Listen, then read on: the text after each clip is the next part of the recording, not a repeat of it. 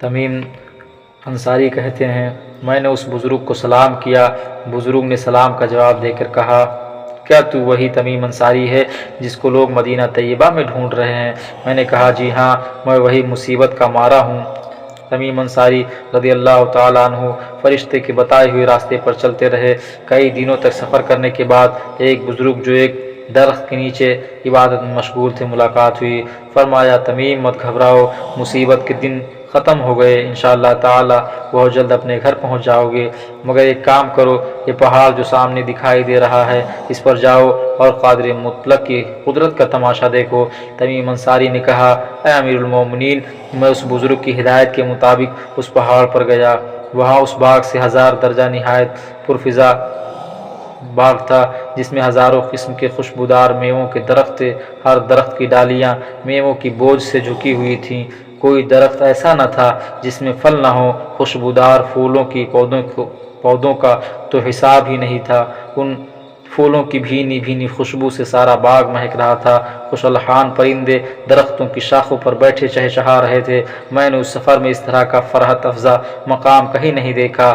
امیر المومنین، میں نے اس باغ کی خوب سیر کی اور کئی درختوں کے میوے توڑ توڑ کر کھائے۔ ہر میوہ اتنا لذیذ تھا کہ اس کی لذت کی تعریف نہیں کی جا سکتی۔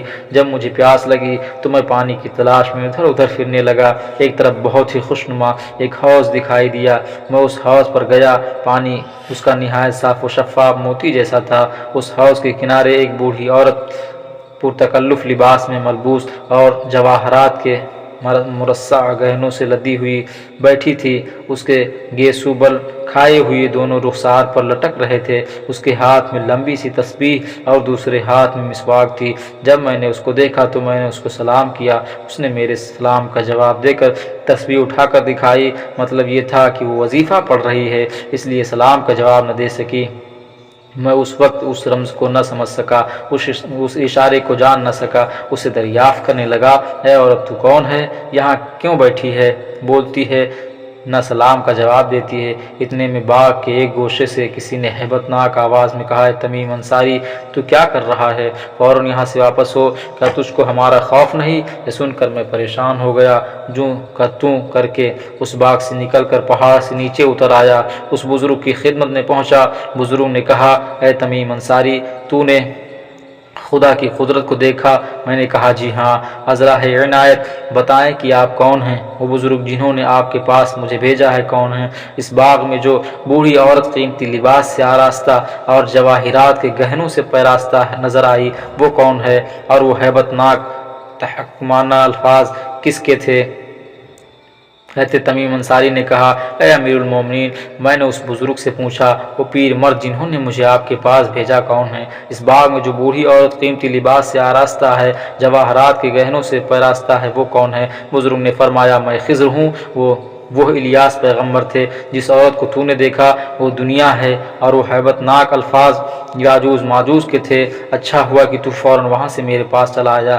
اب کچھ دن میرے ساتھ رہ کر آرام کر، کیونکہ تو نے بہت تکلیفیں اٹھائی ہیں اور بے حد تھکا ماندہ ہے۔ میں نے کہا اے خواجہ، آپ پر رحمت باری ہو، یہ میری خوش نصیبی ہے کہ مجھے آپ کی قربت نصیب ہوئی۔ اب آپ ہی کے رحم و کرم پر میری زندگی منحصر ہے۔ مہربانی کر کے یہ بتائیں کہ میرا وطن مدینہ طیبہ یہاں سے کتنی دور ہے اور میں کب گھر پہنچوں گا؟ حضرت خضر نے فرمایا تیرا وطن مدینہ طیبہ یہاں سے 200 سال کے سفر کی راہ پر ہے۔ میں نے کہا اے بھٹکوں کو راستہ دکھانے والے خواجہ، افسوس میری عمر اتنے برس کے سفر کے لیے وفا نہ کرے گی اور نہ مجھے سے اتنی دور چلا جائے گا۔ آہ صدا، اب میں اپنی بیوی اور بچوں کی صورت نہ دیکھ سکوں گا اور نہ نبی کریم صلی اللہ علیہ وسلم کے روضے کی زیارت سے سرفراز ہو سکوں گا۔ حضرت خضر نے فرمایا اے تمیم انصاری، اس قدر نا امید نہ ہو، اللہ پر بھروسہ کرو، وہ چاہے تو ایک پل میں تجھے وطن پہنچا دے۔ اتنے میں آسمان سے گرج کی آواز آنے لگی،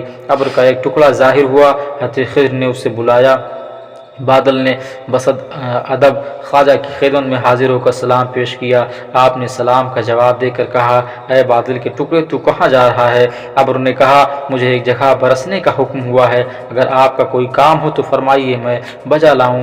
بادل کے ٹکڑے اور خضر کی گفتگو سن کر مجھے کچھ اطمینان ہوا اور میں خوشی خوشی وہیں ٹھہر گیا۔ 3 دن کے بعد ایک اور بادل کا ٹکڑا نمودار ہوا۔ حضرت خضر کو سلام کیا۔ مدینہ طیبہ کی سرزمین علی شیر خدا کے در دولت پہ مجمع عام میں حضرت تمیم انصاری نے امیر المومنین حضرت عمر فاروق رضی اللہ تعالیٰ عنہ کو مخاطب کرتے ہوئے کہا کہ امیر المومنین، میں 3 دن تک حضرت خضر کے پاس خوشی خوشی ٹھہرا رہا۔ 3 دن کے بعد ایک بادل کا ٹکڑا نمودار ہوا۔ حضرت خضر کو سلام کیا۔ خضر نے جواب دے کر کہا، تو کہاں جا رہا ہے؟ بادل نے کہا، مجھے مدینہ طیبہ جانے کا حکم ہوا ہے، آپ کا کوئی کام ہو تو فرمائیں۔ حضرت خضر نے فرمایا، میرا ایک کام ہے، یہ شخص جو سامنے بیٹھا ہوا ہے یہ مدینہ طیبہ کا رہنے والا ہے۔ یہ ایک دیو سیاہ اس کو زمین کے 5ویں حصے میں لے گیا تھا اور اس کو بڑی مشکل سے اس کے پنجے سے رہائی ملی ہے۔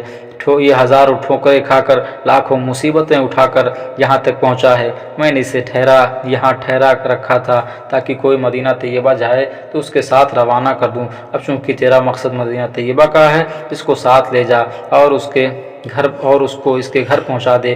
بادل کے ٹکڑے نے حضرت خضر کے حکم پر فوراً نیچے اتر آیا اور اپنے پیٹھ پر سوار کیا۔ حضرت خضر نے تمیم انصاری سے کہا، اللہ آپ کی حفاظت فرمائے۔ اور تمیم انصاری کہتے ہیں کہ خضر نے یہ کہہ کر مجھے رخصت کیا۔ میں ابر کے ذریعے 200 برس کی راہ کو ایک پہر میں طے کر لیا، مدینہ طیبہ پہنچ گیا۔ بادل کا ٹکڑا برسنے لگا اور میں اپنے گھر پہنچ گیا۔ امیر المومنین، یہ ہیں وہ واقعات جن کی لپیٹ میں آ کر میرا یہ حال ہوا ہے۔ اتنی مصیبتیں اٹھا کر، اس قدر آفتیں سہ کر جب میں اپنے گھر میں داخل ہوا تو یہ واقعہ پیش آیا۔ ایسا معلوم ہوتا ہے کہ یہاں ہر آدمی میرا دشمن ہے۔ تمیم انصاری کی یہ واقعات امیر المومنین حضرت عمر فاروق رضی اللہ تعالیٰ عنہ بڑے غور سے سنے اور اس بیان کی صحت پر علی شیر خدا نے گواہی دی تو آپ نے تمیم انصاری کو ان کی بیوی دلا دی، اور جس سے اس بیوی کا نکاح ہوا تھا اس کو علیحدہ کر دیا اور دونوں کو سمجھا بجھا کر ان کے گھر روانہ کر دیا۔ کچھ عرصہ کے بعد تمیم انصاری تبلیغ اسلام کے لیے مدینہ طیبہ سے نکلے، چلتے پھرتے کراچی پہنچے اور وہیں مقیم ہو گئے۔ وقت آخر آپ نے یہ وصیت کر کے انتقال کر گئے، میرے جسم کو ایک صندوق میں بند کر کے سمندر میں بہا دیا جائے۔ یہ صندوق جس کنارے پر لگے وہیں میرا مزار، وہاں میری قبر ہوگی۔ لوگوں نے آپ کے جسم کو غسل کے بعد کفنا کر آپ کی وصیت کی، اس تحریر کے ساتھ کہ یہ صحابی رسول ہیں صلی اللہ علیہ وسلم اور ان کا نام تمیم انصاری ہے، ایک صندوق میں بند کر کے سمندر کے حوالے کر دیا۔ اس صندوق کو پکڑنے کی لاکھ تدبیریں کی گئیں مگر وہ کسی کے ہاتھ نہ لگا۔ یہ خبر حاکم وقت نے سنی، اسی وقت کولم کے ساحل سمندر پر آیا اور صندوق کو پکڑنا چاہا۔ صندوق آسانی کے ساتھ حاکم کے قریب آ گیا۔ حاکم نے اسے ساحل پر لا کر کھولا تو اس میں تمیم انصاری کی لاش، اس کے ساتھ جو تحریری کاغذ تھا۔ حاکم نے پڑھ کر اصل حقیقت معلوم کی کہ یہ صندوق تقریباً 400 سال تک سمندر میں بہتا رہا اور بحیر عرب اور بحیر ہند سے بہتا ہوا خلیج بنگال میں داخل ہو کر کالم کے ساحل پر آ لگا۔ مذکورہ حاکم نے جنازہ کی نماز پڑھوانے کے بعد اس صندوق کو اسی جگہ جہاں صندوق کھولا تھا دفن کروا کر اس پر بہت عمدہ بے مثال مقبرہ تعمیر کروایا، اور آج آپ کے دربار سے روزانہ ہزاروں زائرین فیض یاب ہو رہے ہیں۔ رب قدیر، تو اپنی شان کریمی سے میں نے جو کچھ بولا ہے، اس میں جو غلطیاں ہوئی اسے معاف فرما۔ السلام علیکم۔